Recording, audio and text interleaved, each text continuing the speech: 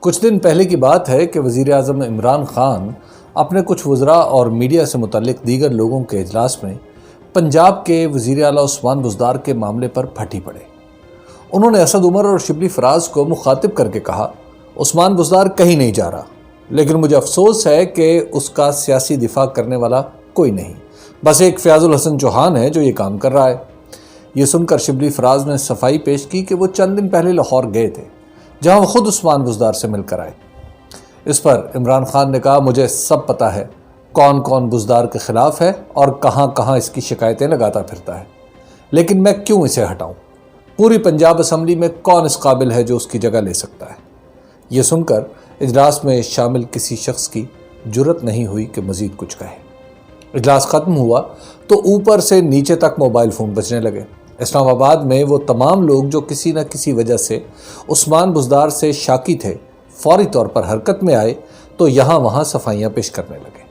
اس کے بعد ہی یہ طے پایا کہ اسپیکر قومی اسمبلی اسد قیصر اراکین اسمبلی کے ساتھ عثمان بزدار سے ملیں اور انہیں پارٹی کی حمایت کا یقین دلائیں۔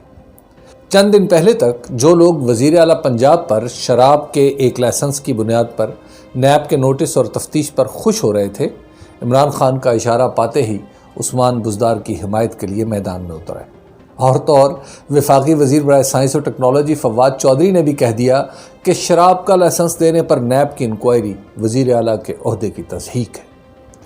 عثمان بزدار کا مسئلہ وہی ہے جو ان سے پہلے بھٹو دور میں حنیف رامے مرحوم، ملک معراج خالد مرحوم اور نواز شریف دور میں غلام حیدر وائن مرحوم کو درپیش تھا۔ وہ مسئلہ یہ ہے کہ ان میں سے کسی کا تعلق بھی اس مخصوص طبقے سے نہیں جسے پنجاب میں حکومت کرنے کا اہل خیال کیا جاتا ہے۔ ایک عام آدمی ہونے کے ناطے انہیں کمزور ہدف سمجھ کر پنجاب اسمبلی کے تمام خواص ان کے خلاف کچھ نہ کچھ کرتے رہتے ہیں۔ جہانگیر ترین اگر عدالت سے نااہل نہ ہو جاتے تو وہ یقیناً تحریک انصاف کی طرف سے پنجاب کے وزیر اعلیٰ بن جاتے اور شاید وہ مسائل بھی پیدا نہ ہوتے جو اب ہو رہے ہیں۔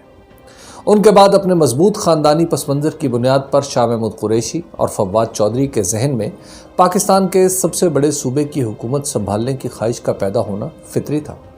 شاہ محمود قریشی صوبائی اسمبلی کی نشست ہار کر کھیل سے باہر ہو گئے اور فواد چودھری کو عمران خان کی ہدایت پر وفاقی وزارت پر ہی اکتفا کرنا پڑا۔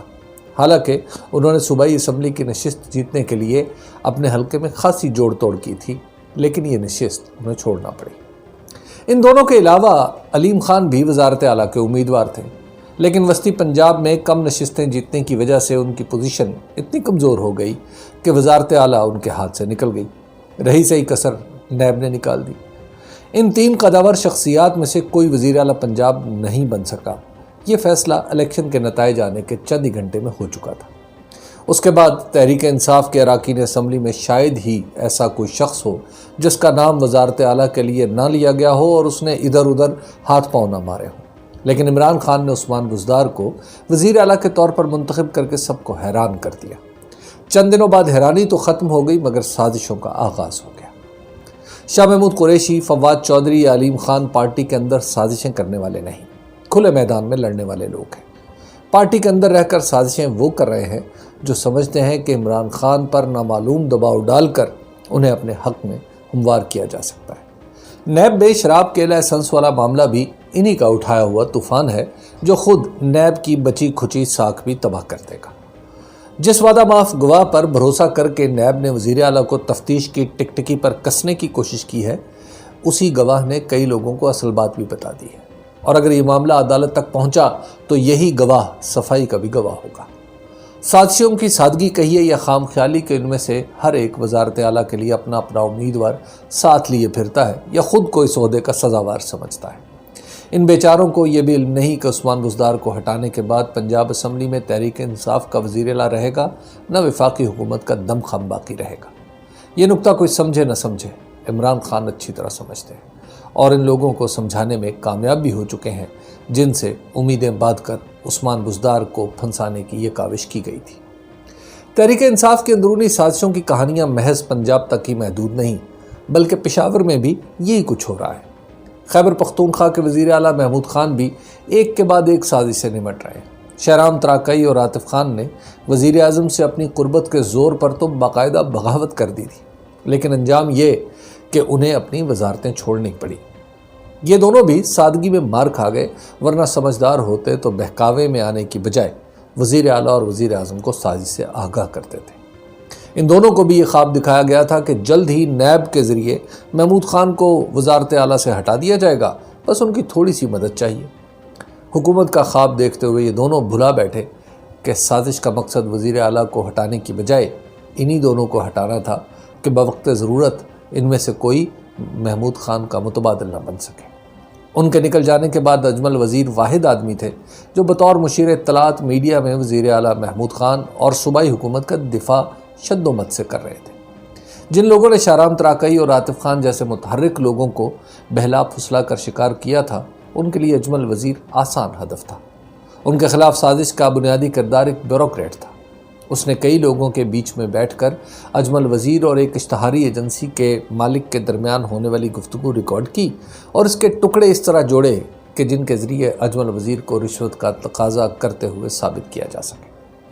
اس افسر نے وزیر اعظم کے دفتر میں بیٹھے اپنے جیسے ایک شخص کو یہ ریکارڈنگ بھجوائی تاکہ عمران خان کو یہ سنوا کر اجمل وزیر کے خلاف فیصلہ لے سکے۔ جیسے ہی وزیر اعظم کو یہ ویڈیو سنائی گئی، انہوں نے وزیر اعلیٰ کو اپنا مشیر بدلنے کی ہدایت کر دی۔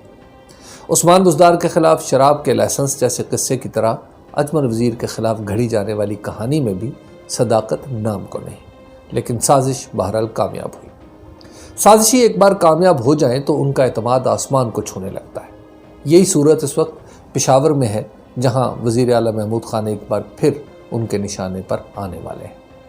ہر سیاسی جماعت کی طرح تحریک انصاف میں بھی اندرونی رکاوٹیں موجود ہیں، لیکن اس کا مسئلہ یہ ہے کہ حکومت میں آنے کے باوجود بھی ان میں کمی نہیں آ رہی، بلکہ یہ اندرونی سازشوں کی صورت میں سامنے آ رہی ہیں۔ جہانگیر ترین، عثمان بزدار یا اجمل وزیر، تینوں اندر سے ہونے والی سازشوں کا ہی شکار ہوئے ہیں۔ عمران خان کے سوا پارٹی کے اندر ہونے والی سازشوں کا راستہ کوئی نہیں روک سکتا۔